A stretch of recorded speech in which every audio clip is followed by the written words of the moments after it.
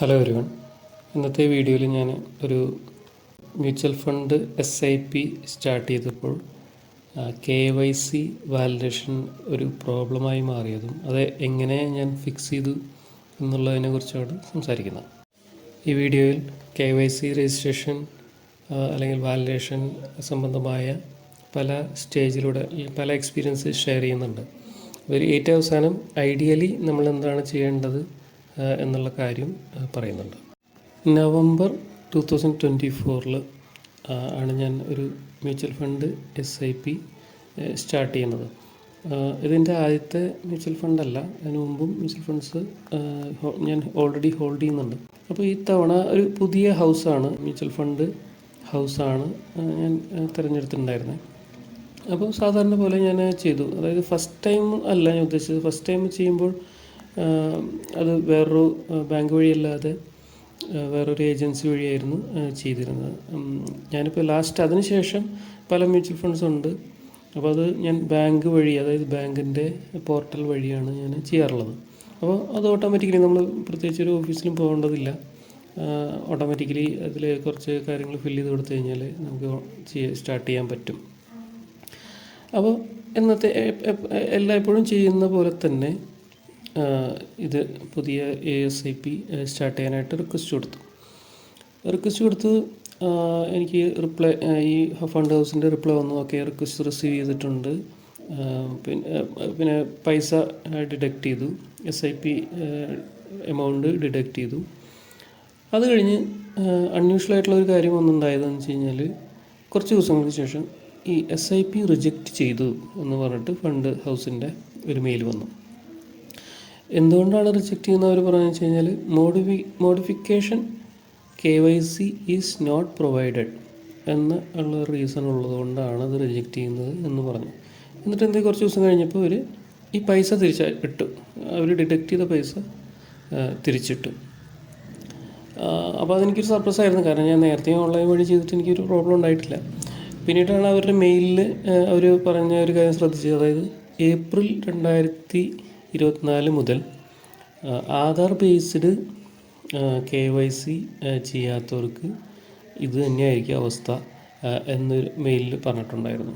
അപ്പോൾ അവർ എന്നിട്ട് പറഞ്ഞൊരു കാര്യം എന്ന് വെച്ച് കഴിഞ്ഞാൽ ഇത് മോഡിഫൈ ചെയ്യണം, KYC മോഡിഫിക്കേഷൻ ചെയ്യണം. അപ്പോൾ അവരുടെ KRA ഏജൻസി എന്ന് പറഞ്ഞു കഴിഞ്ഞാൽ എന്ന് പറഞ്ഞാൽ KYC രജിസ്ട്രേഷൻ ഏജൻസി എന്നാണ്. അപ്പോൾ ആ ഏജൻസിയിൽ അതവർ CVL KRA എന്ന് പറഞ്ഞിട്ടുള്ളൊരു ഏജൻസി വഴിയാണ് ചെയ്തത്. അപ്പോൾ അതിൽ രജിസ്റ്റർ ചെയ്യണം എന്ന് പറഞ്ഞിട്ടാണ് എനിക്ക് അതിൻ്റെ സൈറ്റിൻ്റെ പേരൊക്കെ പറഞ്ഞിട്ട് എനിക്ക് മെയിൽ അയച്ചത്. ഇതിനെക്കുറിച്ച് ബാങ്കിലെ കോൺടാക്റ്റ് പോയിൻറ്റിനെ ഞാൻ കോൺടാക്റ്റ് ചെയ്യാൻ ശ്രമിച്ചു, പക്ഷേ റെസ്പോണ്ട് ചെയ്തില്ല. പിന്നെ ഞാൻ ചെയ്ത കാര്യം എന്ന് പറഞ്ഞു കഴിഞ്ഞാൽ ഈ പർട്ടിക്കുലർ ഫണ്ട് ഹൗസ് എൻ്റെ ഓഫീസ് എവിടെയുണ്ട് എന്നുള്ളത് ഗൂഗിൾ മാപ്പിൽ നോക്കാൻ തുടങ്ങി. അങ്ങനെ ഒരു നമ്പർ കിട്ടി. ആ നമ്പർ കിട്ടിയപ്പോൾ ആ നമ്പറിൽ ഞാൻ കോണ്ടാക്ട് ചെയ്തു. പുള്ളി ഹെൽപ്ഫുള്ളായിരുന്നു. പുള്ളി പറഞ്ഞു ഈ മോഡിഫിക്കേഷൻ KYC ചെയ്യുക എന്നുള്ളത് സെൽഫായിട്ട് ചെയ്യാൻ പറ്റുന്നൊരു പരിപാടിയല്ല. അതിനൊരു ഏജൻസീനെ സമീപിച്ച് അവർ നമ്മളൊരു ഫോമൊക്കെ ഫില്ല് ചെയ്ത് ഫോട്ടോ ഒക്കെ ഒട്ടിച്ച് കൊടുത്ത് ഈ ആധാർ ഇത് കൊടുക്കണം, അയച്ചു കൊടുക്കണം എന്നൊക്കെ പറഞ്ഞു. എന്നിട്ട് ഒരു ഓഫീസിൻ്റെ, അതായത് തിരുവനന്തപുരത്താണ് ഞാനുള്ള, തിരുവനന്തപുരത്ത് സ്റ്റാച്യുവിൻ്റെ ഓപ്പോസിറ്റ് അവിടെ ഉള്ള ഒരു ഓഫീസിൽ ആണിത് ചെയ്യുക, അവിടുന്ന് ചെയ്യാൻ പറ്റും എന്ന് പറഞ്ഞു. പുള്ളി പറഞ്ഞ പ്രകാരം ഞാൻ ഈ സ്റ്റാച്യുവിൻ്റെ ഓപ്പോസിറ്റുള്ള ബിൽഡിങ്ങിലെ ആ ഓഫീസിൽ പോയി പറഞ്ഞ പോലെ ഈ KRAയുടെ ഫോം ഫില്ല് ചെയ്ത് ഫോട്ടോ ഒട്ടിച്ച് ആധാറിൻ്റെയും പാൻ്റെയും ഫോട്ടോ കോപ്പി കൊടുത്ത് രജിസ്റ്റർ ചെയ്യാൻ കൊടുത്തു. അതൊക്കെ നോർമലായിട്ട് പോയി. അപ്പോൾ ആധാർ കാർഡിൻ്റെ കോപ്പി എടുത്തപ്പോൾ ഞാൻ ചോദിച്ചു, ഞാനിങ്ങനെ ഒരു പുള്ളിയുടെ വിളിച്ച് ചോദിച്ചിട്ടുണ്ടായിരുന്നു. അപ്പോൾ പുള്ളി ഈ ആധാർ കൊടുക്കാനായിട്ടായിരുന്നു പറഞ്ഞിട്ടുണ്ടായിരുന്നത് എന്ന് പറഞ്ഞപ്പോൾ എനിക്ക് ഇത് യൂഷ്വലി ഇങ്ങനെ ഈ നോർമൽ ഫോട്ടോ സ്റ്റാറ്റ് വെച്ചാണ് ചെയ്യുന്നതെന്നുള്ളൊരു ഫീഡ്ബാക്കാണ് കിട്ടിയത്. ഈ ആധാർ വെച്ചുള്ള പരിപാടി അവർക്കറിയില്ല എന്നുള്ള പോലെ. അപ്പോൾ ഞാൻ ഇത് ചോദിച്ചു അവരോട് തന്നെ. ഇത് ഫില്ല് ചെയ്ത് കൊടുത്തതിന് ശേഷം ഞാൻ ചോദിച്ചു, അതായത് ഞാനിപ്പോൾ ഇത് ആദ്യമായിട്ടല്ല ഈ മ്യൂച്വൽ ഫണ്ട് ചെയ്യാൻ SIP സ്റ്റാർട്ട് ചെയ്യുന്നത്, പിന്നെ എന്തുകൊണ്ടായിരിക്കും ഇങ്ങനെ വന്നത് എന്നുള്ളത് ചോദിച്ചു. അപ്പോഴാണ് ഈ ഏപ്രിൽ 1 മുതൽ റീസെൻ്റ്ലിയുടെ കാര്യം ഒന്നുകൂടി അവർ ഹൈലൈറ്റ് ചെയ്ത് പറഞ്ഞത്. അത് ഞാൻ അപ്പോൾ ആ സമയത്ത് വിട്ടുപോയിരുന്നു. എന്നിട്ട് പിന്നെ ഒരു കാര്യം കൂടെ പറഞ്ഞു, അതായത് എനിക്കിങ്ങനെ ചെയ്യേണ്ട വന്നത് എന്തുകൊണ്ടാണെന്ന് വെച്ച് കഴിഞ്ഞാൽ, ഞാൻ ഫസ്റ്റ് മ്യൂച്വൽ ഫണ്ട് ചെയ്ത സമയത്ത് ഞാൻ ഡ്രൈവിംഗ് ലൈസൻസ് വെച്ചാണ് KYC ചെയ്തത്. അപ്പോൾ അത് ഇവർക്ക് താല്പര്യം പോരാ. അപ്പോൾ ഈ ഏപ്രിൽ 1 മുതൽ 2024 മുതൽ ആധാർ ബേസ്ഡ് ചെയ്താലേ അവർക്ക് ഇഷ്ടമുള്ളൂ. അങ്ങനെയാണ് ഇവരും പറഞ്ഞത്. ഇവരിത് ഫില്ല് ചെയ്ത് കൊടുത്ത സംഭവം അവർ സബ്മിറ്റ് ചെയ്തു. ഓൺ ദ ഡേ തന്നെ എന്താണ്, ഞാൻ കാലത്ത് 9 അല്ലെങ്കിൽ 10 ഇടയിലൊക്കെയാണ് പോയി ചെയ്തത്. അപ്പോൾ ഒരു ഉച്ചയായപ്പോൾ ഒരു 12:30 അല്ലെങ്കിൽ 1 മണിക്കുള്ളിൽ നോട്ടിഫിക്കേഷൻ, അതായത് ഈ വെരിഫിക്കേഷൻ OTP വന്നു. ഇമെയിലും ഫോൺ നമ്പറിൻ്റെ OTP ഒക്കെ വന്നു. അതൊക്കെ ഞാൻ അപ്പോൾ തന്നെ ചെയ്തു. എന്നിട്ട് പിറ്റേ ദിവസം ഇത് ചെയ്തപ്പോൾ പിറ്റേ ദിവസമോ 2 ദിവസമോ കഴിഞ്ഞിട്ട്, അത് എത്ര ദിവസം എന്നുള്ള എനിക്ക് ഓർമ്മ വരുന്നില്ല, എന്തുണ്ടായെന്ന് വെച്ച് കഴിഞ്ഞാൽ ഞാനിത് ഇടയ്ക്കിടത്ത് ചെക്ക് ചെയ്യും. ഓക്കെ, എന്തായി ഇതിൻ്റെ സ്റ്റാറ്റസ്, CVL KRAയുടെ സൈറ്റിൽ പോയിട്ട് ചെക്ക് ചെയ്യും. അപ്പോൾ ഉണ്ട് ഒരു ദിവസം കാലത്ത് നോക്കിയപ്പോൾ KYC ഇത് രജിസ്ട്രേഷൻ റിജക്റ്റ് ചെയ്തു. അപ്പോൾ റിജക്റ്റ് ചെയ്തതിൻ്റെ റീസൺ അതിൽ കാണിക്കുന്നത് IPV ഡേറ്റ് ഇൻകറക്റ്റാണ്. IPV എന്ന് പറഞ്ഞാൽ ഇൻ പേഴ്സൺ വെരിഫിക്കേഷൻ്റെ ഡേറ്റ്, അതായത് ഞാൻ പോയ ദിവസം ഒരു ഡേറ്റ് ഉണ്ടല്ലോ, അത് 14 ജനുവരി ആണെന്നാണ് എൻ്റെ ഓർമ്മ. അപ്പോൾ അത് ഡേറ്റ് തെറ്റിപ്പോയി. അതിപ്പോൾ ഇവർ പർപ്പസ്ഫുള്ളി ചെയ്യുന്നതല്ല, തെറ്റിപ്പോയി. അതിന് പകരം 4 ജനുവരി എന്നൊക്കെ എഴുതിയാണ് കൊടുത്തത്. അങ്ങനെ അത് റിജക്റ്റായി. അടുത്ത പ്രാവശ്യം ഓക്കെ ശരി, റിജക്റ്റ്. പിന്നെ ഒരു പ്രാവശ്യം കൂടി ഫില്ല് ചെയ്തു. ശരി, തെറ്റിപ്പോണ്ട, ഫില്ല് ചെയ്ത് ഒരു പ്രാവശ്യം കൂടി ഫില്ല് ചെയ്യണം എന്ന് പറഞ്ഞിട്ട് വീണ്ടും ഞാൻ ഓഫീസിൽ പോയി ഇത് ഫില്ല് ചെയ്തു. അത് മീൻസ് ആദ്യത്തെ അതേപോലെ തന്നെ ഇതെല്ലാം കൊടുത്തു. ഈ ഫോട്ടോ ഒക്കെ ഒട്ടിച്ച് ആധാർ കാർഡിൻ്റെ കോപ്പി ഇതൊക്കെ കൊടുത്തു അവർ വീണ്ടും ചെയ്തു. ആ സമയം അപ്പോൾ ഇതുപോലെ 1-2 ദിവസത്തെ ഗ്യാപ്പ് ഉണ്ട് കേട്ടോ. ആ സമയം എന്ത് പറ്റി, എനിക്ക് ഫോൺ നമ്പർ OTP വന്നു, പക്ഷേ മൊബൈൽ നമ്പർ ഇമെയിൽ OTP വരുന്നില്ല. ഓക്കെ, അപ്പോൾ ഇത് ഞാൻ ഇവരെ വിളിച്ച് ചോദിച്ചു, ഈ സ്റ്റാച്യുവിൻ്റെ ഓപ്പോസിറ്റുള്ള ഓഫീസിൽ ചോദിച്ചു. അപ്പോൾ അത് 2 ദിവസം കഴിഞ്ഞാലേ ഡീറ്റെയിൽസ് കിട്ടുള്ളൂ, എന്തുകൊണ്ടാണ് റിജക്റ്റ് ചെയ്തെന്നുള്ള ഇത് കിട്ടുന്നുള്ളൂ. അപ്പോൾ ഈ സ്റ്റാറ്റസ് നോക്കുമ്പോൾ എന്താണ് ഇമെയിൽ ID തെറ്റിപ്പോയി എന്ന് പറഞ്ഞിട്ടാണ് ഞാൻ കാണുന്നത്. അപ്പോൾ ഇവർ ചോദിക്കുമ്പോൾ എന്തുകൊണ്ട് ഇമെയിൽ ID ഞാനെല്ലാം കറക്റ്റായിട്ട് എഴുതി കൊടുത്തതാണ്, അല്ലെങ്കിൽ ഫോൺ നമ്പറൊക്കെ തെറ്റായിരുന്നു. അപ്പോൾ ഇനി തെറ്റിപ്പോകേണ്ട കാര്യം ഇനി ഇവർ എഴുതി നോക്കിയിട്ട് ടൈപ്പ് ചെയ്ത് കൊടുക്കുമ്പോഴാണ് പ്രശ്നം. എന്നിട്ട് 2 ദിവസം കഴിഞ്ഞ് വീണ്ടും വിളിച്ചു, ഈ ഓഫീസിൽ വിളിച്ചു. അപ്പോൾ അവർ പറഞ്ഞു ഓക്കെ ഞാൻ നോക്കട്ടെ എന്ന് പറഞ്ഞ് പുള്ളി നോക്കി. ഇമെയിൽ ID തെറ്റിപ്പോയി. എന്താണ് KRISH എന്നുള്ളതിനോ KRASH കൃഷ്ണകുമാർ എന്നാണ് പുള്ളി ടൈപ്പ് ചെയ്തത്. ഓക്കെ, നമ്മൾ ക്ഷമിച്ചു. നമ്മൾ ചൂടാവാനൊന്നും പോകുന്നില്ല, കാരണം കാര്യം നടക്കുന്നത് നമ്മുടെ ആവശ്യമാണല്ലോ. കാരണം വെച്ചാൽ ഒരു ഫീ ഒന്നും ഇല്ലാതെയാണ് പരിപാടി ചെയ്യുന്നത്. അപ്പോൾ മേ ബി KYC ഇങ്ങനത്തെ ആക്ടിവിറ്റി ഫീ വാങ്ങിക്കരുത് എന്നുള്ളൊരു പരിപാടി ഉണ്ടെന്ന് തോന്നുന്നു എനിക്ക്. അതുകൊണ്ടായിരിക്കാം. അപ്പോൾ പിന്നെ നമ്മൾ അങ്ങോട്ട് ഇറിറ്റേറ്റ് ചെയ്യാനൊന്നും പോയില്ല. ഓക്കെ, അപ്പോൾ പുള്ളി പറഞ്ഞു ഓക്കെ ഞാനിത് കറക്റ്റ് ചെയ്തിട്ട് ഒന്നുകൂടി ഒന്ന് സബ്മിറ്റ് ചെയ്യാം. ഓക്കെ, അപ്പോൾ ഇത്രയും എക്സ്പീരിയൻസ് ഇത്ര നാളായിട്ട് അവിടെ പണിയെടുത്തുകൊണ്ടിരിക്കുന്ന ഒരാളെന്നുള്ള രീതിയിൽ പുള്ളി റീസബ്മിറ്റ് ഇൻ പേഴ്സൺ ഇതില്ലാതെ റീസബ്മിറ്റ് ചെയ്യാൻ പാടില്ല. അത് പിന്നീട് മനസ്സിലായി. കാരണം വെച്ച് കഴിഞ്ഞാൽ അത് വീണ്ടും റിജക്റ്റായി. IPV ഡേറ്റ് ഇൻകറക്റ്റാന്ന് പറഞ്ഞ് വീണ്ടും റിജക്റ്റായി.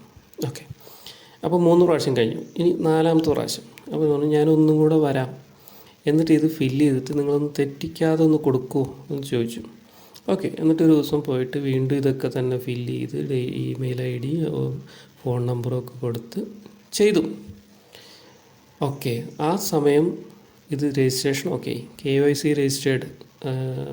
ഇതിനൊക്കെ ഈ വെരിഫിക്കേഷൻ കാര്യങ്ങളൊക്കെ ഉണ്ട് കേട്ടോ. ഈ ഇമെയിൽ അതൊക്കെ പോകുന്നു, അതൊക്കെ ഞാൻ സ്കിപ്പ് ചെയ്യണം. അത് കഴിഞ്ഞു എനിക്ക് മെയിലൊക്കെ വന്നു. ഓക്കെ രജിസ്റ്റേർഡ് ആയി എന്നൊക്കെ പറഞ്ഞ് NSC KRA അല്ലെങ്കിൽ .x KRA. അപ്പോൾ ഒരു കാര്യം എനിക്ക് പറയാനുള്ളതെന്ന് വെച്ച് കഴിഞ്ഞാൽ ഈ KRA എന്നുള്ളത് പല ഏജൻസികളുണ്ട്. ഇപ്പോൾ ഞാൻ സ്ക്രീനിൽ കാണിക്കുന്ന പല KRAs ഉണ്ട്. അപ്പോൾ അതിൽ ഡോട്ടക്സ് KRAയിലാണ് എൻ്റെ KYC ഉണ്ടായിരുന്നത്. അപ്പോൾ ഒരു കാര്യം നോട്ട് ചെയ്യേണ്ടതെന്ന് വെച്ച് കഴിഞ്ഞാൽ, ഇപ്പോൾ നമുക്കൊരു KRA സൈറ്റ് ഏജൻസിയിലാണ് ഇതിൽ രജിസ്ട്രേഷൻ നടന്നിട്ടുള്ളതെങ്കിൽ പിന്നെ ഫർദർ അപ്ഡേറ്റ് കാര്യങ്ങളൊക്കെ ആ KRA ഏജൻസിക്ക് മാത്രമേ പോവുള്ളൂ. അപ്പോൾ ഓക്കെ, ഡോട്ടക്സ് KRAയിൽ ഓൾറെഡി ഉള്ള ആൾക്ക് പിന്നെ CVL KRAയിലോ അല്ലെങ്കിൽ NDML KRAയിലോ പിന്നെ അപ്ഡേറ്റോ ക്രിയേഷനോ ചെയ്യാൻ പറ്റില്ല. അങ്ങനെ ഒരു ഇൻഫർമേഷൻ കൂടെ കിട്ടി. KYC രജിസ്റ്റേർഡ് എന്നുള്ള സ്റ്റാറ്റസ് കണ്ടപ്പോൾ ഞാൻ ഹാപ്പിയായി. ഓക്കെ, എല്ലാം തീർന്നു, എല്ലാം ഓക്കെ ആയല്ലോ, ആധാറൊക്കെ വെച്ച് പുതിയ ചെയ്തല്ലോ. എന്നിട്ട് ഞാൻ എന്ത് ചെയ്തു, ഞാൻ അടുത്ത SIP fund means amount deduct ചെയ്യുന്നവരെ വെയിറ്റ് ചെയ്തില്ല. എന്നിട്ട് വീണ്ടും റിജക്റ്റ് ചെയ്യാനൊന്നും വെയിറ്റ് ചെയ്തില്ല. അതിനെപ്പറ്റി പറഞ്ഞില്ലല്ലോ. അതായത് ഞാൻ നവംബറിൽ തുടങ്ങിയെന്നാണല്ലോ പറഞ്ഞത്. അപ്പോൾ ഇവർ ഫണ്ട് ഹൗസ് എന്താ ചെയ്യുന്നതെന്ന് വെച്ച് കഴിഞ്ഞാൽ, ഓക്കെ ഓരോ മാസം ഫണ്ട് എടുക്കും, എമൗണ്ട് എടുക്കും, എന്നിട്ട് ഓക്കെ റിജക്റ്റ് ചെയ്തു. എന്നിട്ട് ഓക്കെ നവംബർ, ഡിസംബർ, ജാനുവരി, ഫെബ്രുവരി, ഓക്കെ ഈ ഓരോ മാസം പൈസ എടുക്കും, പൈസ തിരിച്ചു, എന്നിട്ട് റിജക്ഷൻ, ഈ modification KYC provide not provider എന്ന് പറഞ്ഞിട്ട് ഇങ്ങനെയാണ് ചെയ്തുകൊണ്ടിരുന്നത്. അപ്പോൾ ഞാൻ ഈ ഫണ്ട് ഹൗസിന് ഞാൻ മെയിൽ അയച്ചു. എന്ന് വെച്ച് കഴിഞ്ഞാൽ ഞാൻ അതിന് വേണ്ടി വെയിറ്റ് ചെയ്തില്ല. അവർ SIP എടുക്കാനായിട്ട് ഡിറ്റക്ട് ചെയ്യാനായിട്ട് വെയിറ്റ് ചെയ്തില്ല. ഞാൻ ഫണ്ട് ഹൗസിന് മെയിൽ അയച്ചു. ഓക്കെ, ഞാൻ ഈ ഏജൻസി വഴി രജിസ്റ്റർ ചെയ്തിട്ടുണ്ട്, KYC രജിസ്റ്റേർഡ് എന്നാണ് സ്റ്റാറ്റസ്. ഇപ്പോൾ എന്നിട്ട് സ്ക്രീൻഷോട്ടൊക്കെ എടുത്ത് അയച്ചു കൊടുത്തു. അപ്പോൾ അവർ ഉടനെ ഇല്ലെങ്കിൽ ഒരു നെക്സ്റ്റ് ഡേ ഒക്കെ അവർ റിപ്ലൈ ചെയ്യും കേട്ടോ. റിപ്ലൈ ചെയ്തു, അതുപോരാ, ഈ KYC രജിസ്റ്റേർഡ് എന്നുള്ള സ്റ്റാറ്റസ് പോരാ, KYC വാലിഡേറ്റഡ് എന്ന് വേണം എന്ന് പറഞ്ഞു. അവർ തർപ്പിച്ച് പറഞ്ഞു. അതിന് തിരിച്ച് റിപ്ലൈ അയച്ച്, അതിന് പിന്നെ റിപ്ലൈ അയച്ചിട്ട് പ്രത്യേകിച്ച് കാര്യമൊന്നുമില്ല. അത് ഓക്കെ. അപ്പോൾ അത് വായിച്ചു നോക്കി, ശരി. ഫണ്ട് ഹൗസ് തറപ്പിച്ച് പറഞ്ഞ സ്ഥിതിക്ക് പിന്നെ എനിക്ക് വേറെ ഓപ്ഷനൊന്നുമില്ല. ഞാൻ ഈ ആധാറിനെ കുറിച്ച് ഈ സ്റ്റാച്യുവിൻ്റെ ഓപ്പോസിറ്റുള്ള ഓഫീസിൽ വിളിച്ചു ചോദിച്ചു, അവിടെ പോയി സംസാരിക്കുകയും ചെയ്തു. അപ്പോൾ അവർ പറഞ്ഞു ഈ ആധാർ വെച്ചിട്ടുള്ള പ്രോസസ്സ് അവർക്കില്ല എന്നവർ പറഞ്ഞു.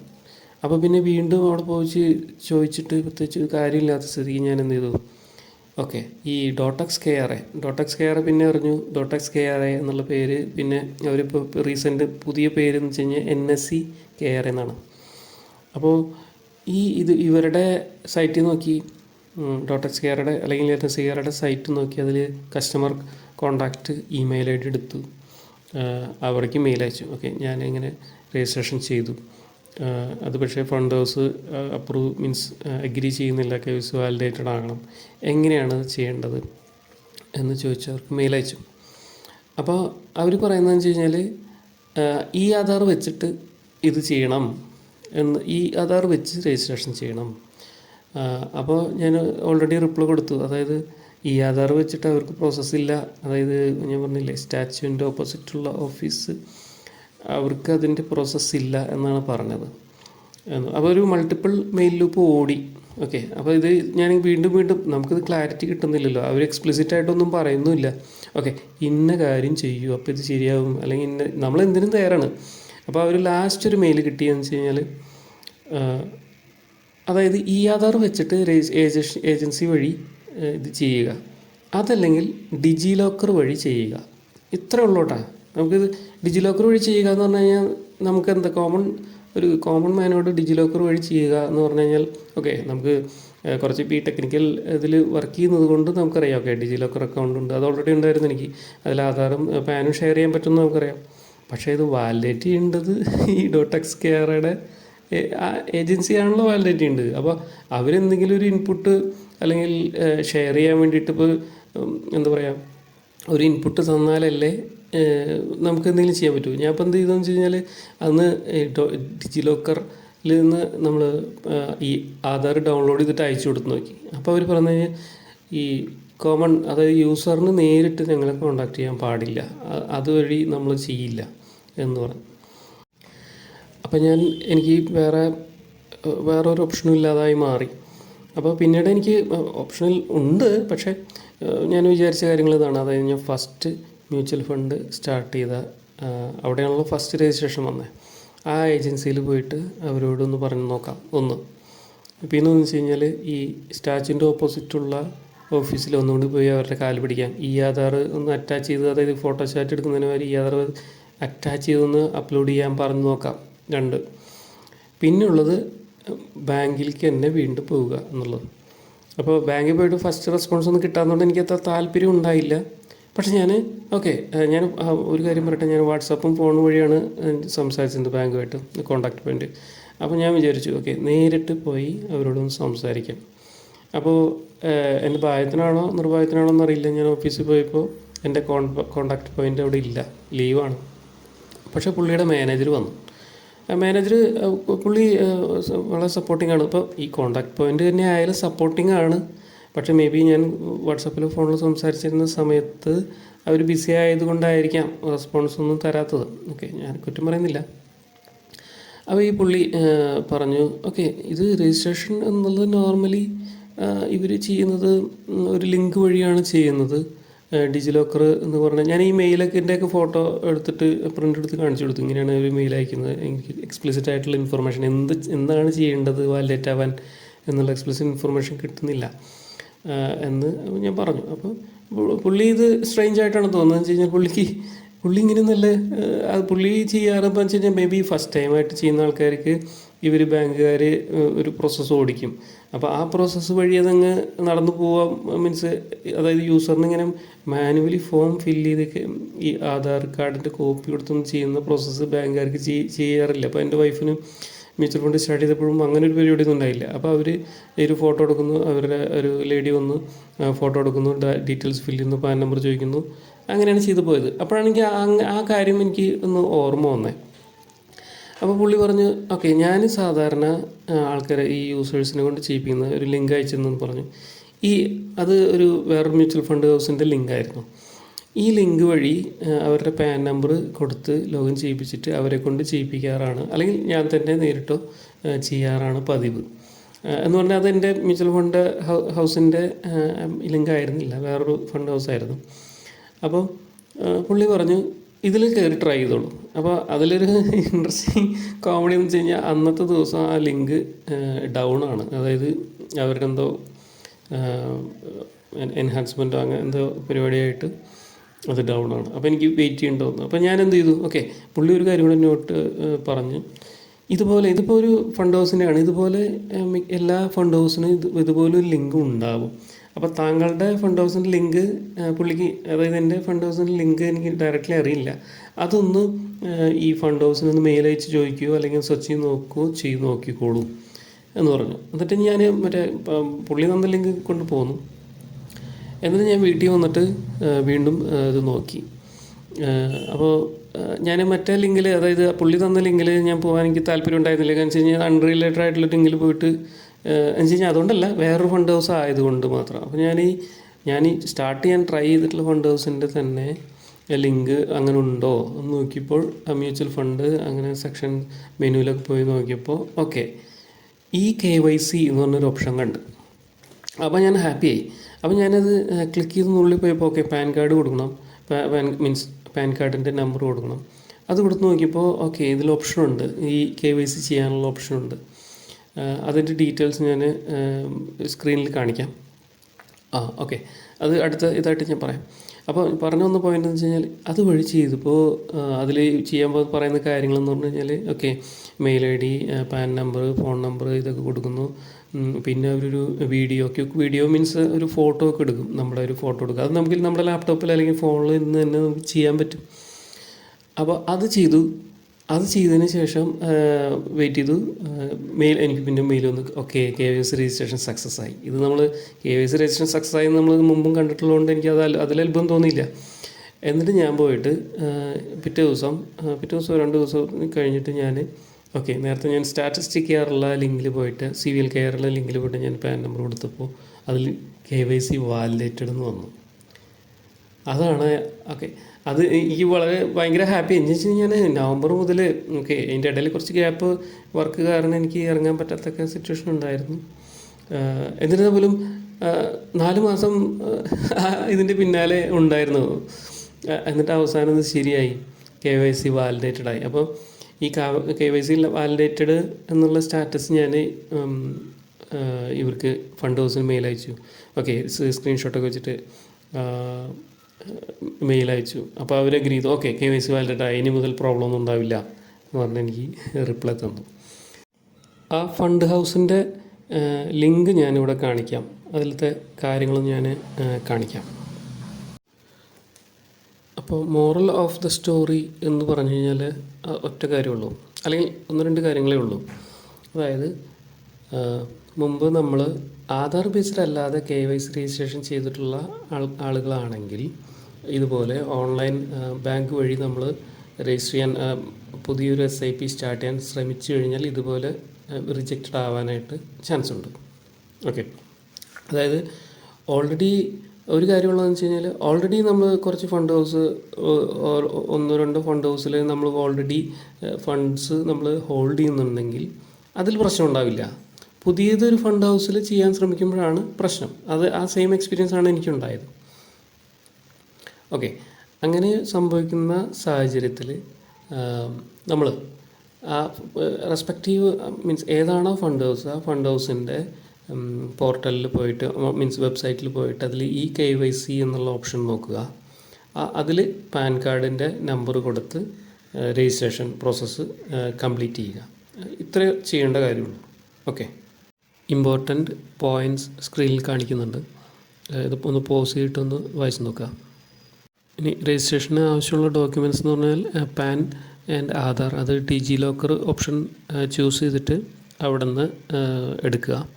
പിന്നെ ഒരു വൈറ്റ് പേപ്പറിൽ സിഗ്നേച്ചർ ഇട്ടിട്ട് നമ്മുടെ സൈൻ ഇട്ടിട്ട് അത് അപ്ലോഡ് ചെയ്യുക, ക്രോപ്പ് ചെയ്ത് അത് അപ്ലോഡ് ചെയ്യേണ്ടി വരും. പിന്നെ ലൈവായിട്ടൊരു ഫോട്ടോ, അതായത് നമ്മൾ ഫോട്ടോ അപ്ലോഡ് ചെയ്യല്ല, വെബ് ക്യാം ഓപ്പണായി വന്നു കഴിഞ്ഞാൽ മീൻസ് പോർട്ടലിൽ വെച്ച് തന്നെ വെബ് ക്യാം ഓപ്പണായി വരും. അതിലൊരു ഫോട്ടോ എടുക്കുക, നീറ്റായിട്ടുള്ളൊരു ഫോട്ടോ എടുക്കുക. ഇത്രയാണ് വേണ്ടി വരിക. ഈ വീഡിയോ എല്ലാവർക്കും ഉപകാരപ്പെടും എന്ന് വിചാരിക്കുന്നു. നിങ്ങളുടെ എക്സ്പീരിയൻസ് എന്തെങ്കിലും ഇത് സംബന്ധമായിട്ടുണ്ടെങ്കിൽ ഒന്ന് കമൻറ്റ് ചെയ്ത് സഹായിച്ചാൽ കൊള്ളാം. ഷെയർ ചെയ്യാനും മറക്കരുത്.